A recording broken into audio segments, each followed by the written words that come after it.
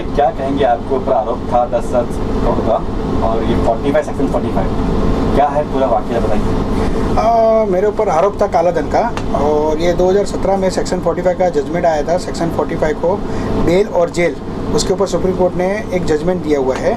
ये अभी तक चल रहा है कि लोगों को बेल मिले या जेल में भेजा जाए। मैं चाहता हूँ कि सेक्शन 45 के ऊपर जो भी जजमेंट चल रहा है उसका जो भी न्यायपालिका जो भी फैसला देगी वो मुझे मंजूर है, जो भी सरकार और न्यायपालिका के ऊपर है। सेक्शन 45 एक इतिहास बन गया है मेरे नाम का। जल्द से जल्द इसके ऊपर और भी कई सारे जजमेंट आने वाले हैं। अभी 2020 तक एक लेटेस्ट जजमेंट आया हुआ है हाई कोर्ट का, और कि सेक्शन 45 को फिर से हटाया जाए, फिर से लाया जाए। तो मैं ये कहना चाहूँगा जो भी न्यायपालिका का और हमारी सरकार का जो निर्णय होगा वो मुझे मंजूर है।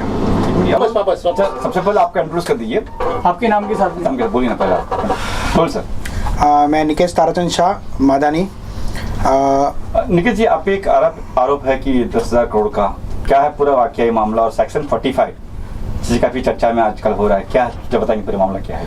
ये 10 आरोप था मेरे ऊपर काला धन का कुछ, जो कि एक इंडियन बैंक का था। और ये सेक्शन 45 सुप्रीम कोर्ट ने 2017 में जजमेंट सेक्शन 45 को रिमूव कर दिया था। और एक सेक्शन 45 ऐसा है कि बेल और जेल, इसके ऊपर अभी भी कई सारे हाई कोर्ट्स के और सुप्रीम कोर्ट के जजमेंट आ रहे हैं। लेकिन मैं तो एक ही कहना चाहूँगा कि जो भी न्यायपालिका हमारे और जो भी सरकार का निर्णय होगा वो मुझे मंजूर होगा। सेक्शन 45 के ऊपर कई लोगों को बेल मिली है, कई बड़े नेता जैसे कई बड़े बिजनेसमैन वगैरह को बेल मिल रही है। और जो भी है निर्णय सरकार और न्यायपालिका का होगा वो मुझे मंजूर होगा। जो वो निर्णय लेंगे वो मेरा निर्णय होगा। सेक्शन 45 की बात करें तो क्या सुना है कि कुछ अब कुछ चेंज आ रही है उसके अंदर, कुछ चेंज क्या है ये सेक्शन 45 क्या है, जरा उसके बारे में विस्तार से बताएं। बिकॉज क्या आम जनता को ये 45 नहीं नॉलेज में है, जानकारी में है, क्या है ये 45 section 45 PMLA ED enforcement director कि ये एक सेक्शन 45 कलम थी जिसके अंदर बेल और जेल का ऑप्शन दिया गया है कि बेल ना दी जाए और जेल में रखा जाए। जल्द से जल्द बेल नहीं मिलती थी, तो अभी ये सेक्शन 45 को रिमूव दिया गया है कि लोगों को बेल दी जा रही है और लोगों को उसमें बेल मिल जाए। ये मेरा जजमेंट आया था निकेश ताराचंद शाह, 23 नवंबर 2017 को जजमेंट आया था। लेकिन आज 2020 है, ये 2020 तक ये एक कंटिन्यू चल रहा है। ये वर्ल्ड हिस्ट्री बुक हो गया है और ये एक इतिहास में नाम लिखा गया है। इसके ऊपर कई लोग ऐसे चाह रहे हैं कि ये सेक्शन 45 फिर से लागू किया जाए और सेक्शन 45 को जो हटाया गया है वो उसको वापस किया जाए।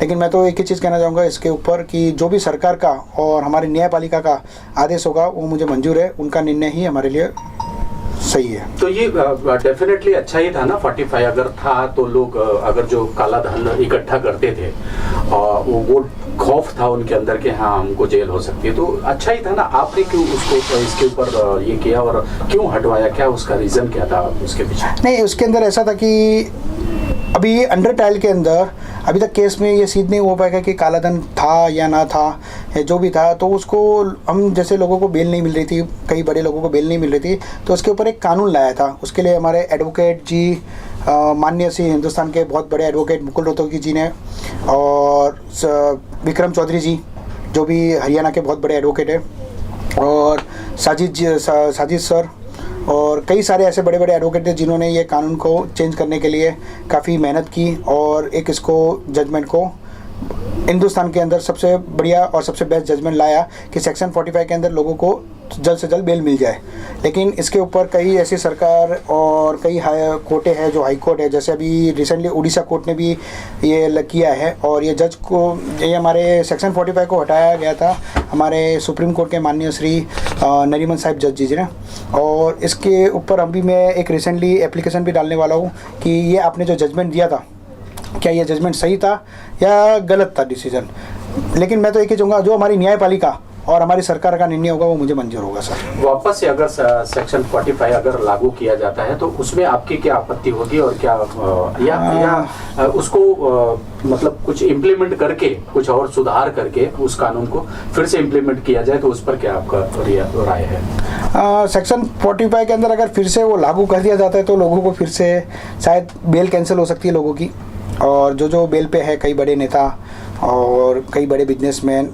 ये मेरे नाम का जजमेंट आया था निकेश ताराचंद शाह, तो इसके ऊपर तो न्यायपालिका का निर्णय ही मुझे मंजूर होगा। जो हमारी न्यायपालिका है वही हमारी उसका ही फैसला मुझे मंजूर होगा, उसके ऊपर मैं ज़्यादा और कुछ नहीं कहना चाहता। चलिए, और कुछ म्यूजिक एल्बम आपका आने वाला है, उसके बारे में क्या कुछ कहना चाहेंगे? किस टाइप का है म्यूजिक एल्बम? आप एंटरटेनमेंट से भी जुड़े हैं, क्या कुछ कहना चाहेंगे म्यूजिक के बारे में? मैंने कई सारे म्यूजिक एल्बम लॉन्च किए हैं। मेरी एक कंपनी के साथ टाइप है जो कि काफ़ी फेमस है, काजल म्यूजिक प्राइवेट लिमिटेड। वो कंपनी के तहत मैंने कई सॉन्ग सारे रिलीज़ किए बॉलीवुड के, और एक पंजाबी सॉन्ग रिलीज़ किए। अभी मैं कुछ महीनों से सॉन्ग रिलीज़ नहीं कर पाया किसी कारण संजोग, तो अभी मैं फिर से कमबैक हुआ हूँ और जल्द से जल्द मैं फिर से फाइनेंस के तौर पे एक अच्छे बॉलीवुड में अच्छे love song, sad songs, Punjabi songs and अलग अलग रीजनल्स के सॉन्ग्स मैं लॉन्च करूँगा। और कई बॉलीवुड जो स्ट्रगल करते हैं, हमारे एक्टर्स जो मॉडल्स है जो उनको करते हैं, उनको मैं चांस दूंगा और उनको आगे लेके जाने की कोशिश करूंगा और नए लोगों को चांस देने की मैं कोशिश करूंगा। किस टाइप का गाना आपको पसंद है? अगर गाने की बात करें तो किस टाइप का? पंजाबी गाना, हिंदी गाना, रैप गाना, लावनी गाना, कैसा आपको? मुझे लव सॉन्ग भी पसंद है, सैड सॉन्ग भी पसंद है, और मैं रैप सॉन्ग अभी नहीं ला रहा हूँ, पर मैं जल्द से जल्द लव, सैड और कुछ बड़े बड़े सॉन्ग ला रहा हूँ, जैसे कि शिव शंकरा के ऊपर, एक भगवान के ऊपर भी ला रहा हूँ, फिर यारो दोस्ती के ऊपर ला रहा हूँ सॉन्ग, फिर मैं कई एक वेब सीरीज़ भी ला रहा हूँ और एक आध मराठी मूवी भी मैं ला रहा हूँ मार्केट में एज ए फाइनेंसर। मैं उसमें आ रहा हूँ, इसमें स्टार कास्ट वगैरह जल्द से जल्द फाइनल हो जाएगी और जल्द से जल्द मैं लॉन्च करूँगा। अभी मेरे कुछ गाने होपफुली अगले के नेक्स्ट मंथ 2021 में शुरुआत में मेरे गाने रिलीज़ होने वाले हैं। तो कभी हम आपको अभिनय करते हुए भी देख पाएंगे पर्दे पर? अभिनय करते हुए तो नहीं देख पाओगे, पर as a producer and financer मुझे आप जरूर देखोगे और कोशिश करूंगा कि अभिनय का रोल करूं, पर मैं नए लोगों को चांस दूंगा जो यहाँ हमारे यहाँ स्ट्रगल है, जो मेहनत कर रहे हैं। और मैंने उनको कई बार देखा है, कई लोगों को ऐसे जो काफ़ी लोग मेहनत करते हैं। कट कर लो। निकेश जी, एक इंस्टाग्राम का कुछ मामला आया था सामने के, कुछ किसी ने आरोप लगाया था आपके ऊपर, क्या था मामला वो जरा बताएं। ये मैंने भी अभी रिसेंटली देखा कि इंस्टाग्राम पे मेरे खिलाफ, मेरे अगेंस्ट में और काफ़ी गंदा लिखा गया है कि मैं ऐसा हूँ वैसा हूँ, व्हाटएवर जो भी लिखा गया है। लेकिन मैं इतना ही कहना चाहता हूँ कि ये गलत इल्ज़ाम लगाया गया है मेरे ऊपर। मैंने कई लोगों को ऐसे चांस दिए हैं और वो जिन्होंने ये आरोप लगाया है उनके लिए हम कानूनी कार्रवाई कर रहे हैं, जिसके लिए मेरे पास फाइल बन चुकी है और हम जो भी करेंगे कानूनी कार्रवाई के तौर पे करेंगे। और ये फाइल के अंदर उनके सारे डॉक्यूमेंट्स हैं और सारे प्रूफ है मेरे पास, और जल्द से जल्द उनके ऊपर कानूनी कार्रवाई होगी। और जो हमारी न्यायपालिका और हमारी महाराष्ट्र पुलिस है, उनके ऊपर मुझे पूरा भरोसा है कि मुझे ज़रूर ना ज़रूर न्याय मिलेगा। और जो मेरे ऊपर आरोप लगे हुए वो दरअसल गलत है और हमारा अभी अंडर ट्रायल भी चल रहा है और मुझे बदनाम करने की कोशिश की गई है।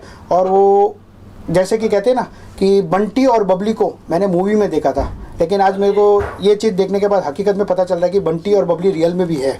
यहाँ पर मुझे गलत तरीके से फंसाया जाता है, फिर मुझे बदनाम करते हैं ताकि मैं मुझे ब्लैकमेल करने की कोशिश कर रहे थे इंस्टाग्राम पे, और उनके सारे दस्तावेज मेरे पास मौजूद है अभी। और मैं जल्द से जल्द उनके ऊपर कानूनी कार्रवाई कर रहा हूँ, कोर्ट में केस फाइल कर रहा हूँ।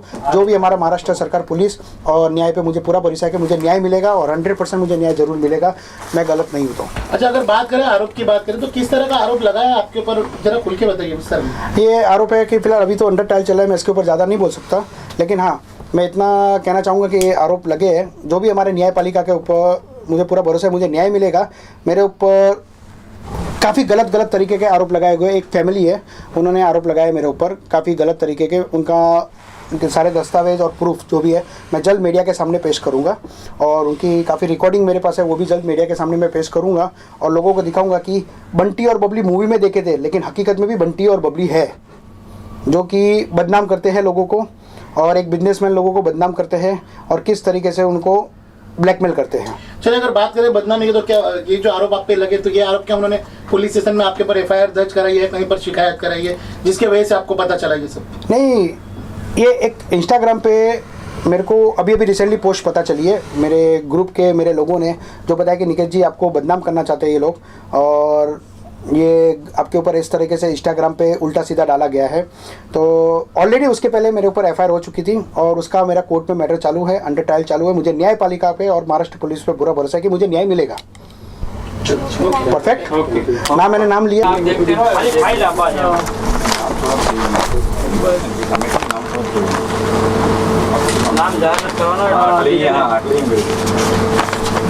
नाम देखो, मैंने तो साइड मारो, नाम देखो, नाम डायरेक्ट कॉन्टैक्ट कर दो। नाम बता दो।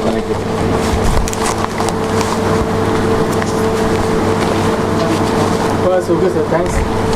बराबर ना, नाम का नाम है आपका?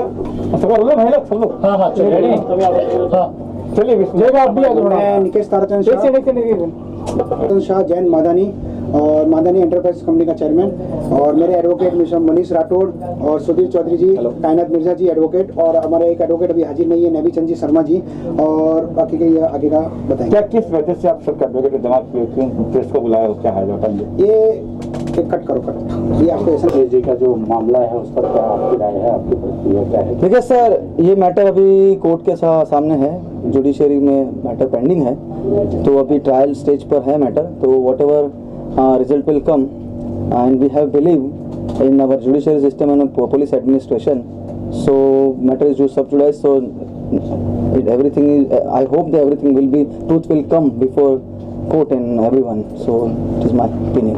कुछ इंस्टाग्राम पे इनको कुछ धमकी या ब्लैकमेलिंग का इस तरीके का मामला था जिसपे आप लोगों ने कहाँ तक आप इस कार्रवाई को आगे लेके गए और क्या होने वाला है? सर ये तो अभी पुलिस का और कोर्ट का वो है, कंसर्न है इसके लिए, तो जो भी कोर्ट और पुलिस की कार्रवाई होकर जो होगा रिजल्ट आएगा, बस उस पर हम बिलीव करेंगे।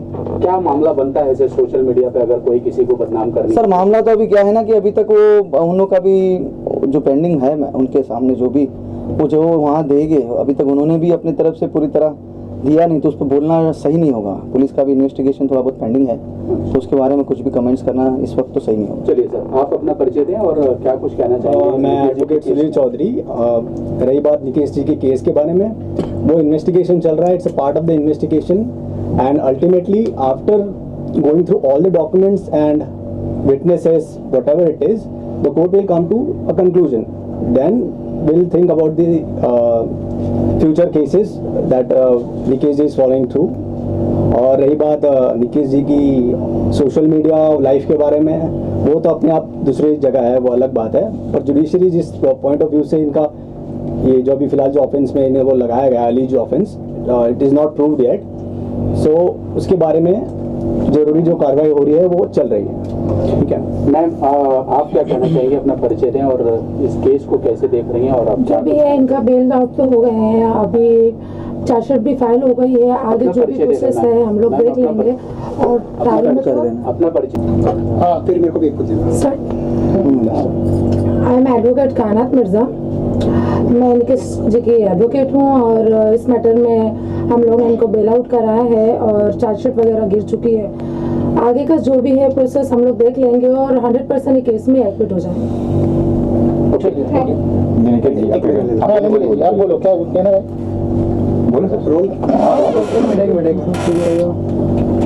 मैं निकेश ताराचंद जैन शाह, मादानी एंटरप्राइज कंपनी का चेयरमैन। मेरे एडवोकेट मेरे लिए काफ़ी बहुत कुछ कर रहे हैं, और आगे हम लोग जो भी है मेरे ऊपर जो आरोप लगे हैं वगैरह लगे जो भी है, व्हाटएवर हम हमारा कानूनी कार्रवाई कर रहे हैं, और हमारे लिए एडवोकेट काफ़ी मेहनत कर रहे हैं। एडवोकेट नबी चंद जी शर्मा, एडवोकेट मनीष राठौड़ जी, एडवोकेट सुधीर चौधरी जी, एडवोकेट कायनात मिर्जा जी, ये सारे एडवोकेट मेहनत कर रहे हैं, और जो है हमें हमारी न्यायपालिका और महाराष्ट्र पुलिस पे पूरा भरोसा है, और मुझे न्याय जरूर मिलेगा। इसके लिए हम जो भी है हमारे पास जो भी दस्तावेज है हमारे एडवोकेट उसको रीड कर रहे हैं, और जल्द से जल्द हम कानूनी कार्रवाई के तौर पर निकेत जी ये भी जानना चाहेंगे कि क्या लगता है आपको यूथ को किसी न किसी केस में टारगेट किया जा रहा है, और आपके साथ इतने यूथ लगे हुए हैं आपको ये करने के लिए, सपोर्ट के लिए, सब यूथ ही हैं आप लोग, क्या कहना चाहेंगे इस विषय में? मैं ये कहना चाहूँगा कि जैसे कि सर काफ़ी ऐसे हैं, मैं तो सबसे पहले मोदी सरकार जी से कहना चाहूँगा कि जैसे कि सर आपने एक अभियान शुरू किया था, बेटी पढ़ाओ बेटी बचाओ, ऐसा एक अभियान शुरू किया था, लेकिन सर ऐसा भी एक कानून होना चाहिए कि अगर बेटियां ही किस तरीके से गलत केस करे उसके ऊपर पहले कार्रवाई की जाए, फिर लोगों को अंदर डाला जाए। मैं ये सरकार से इंक्वायरी पूरी तरह से इंक्वायरी की जाए, फिर आगे का प्रोसेस किया जाए। ओके।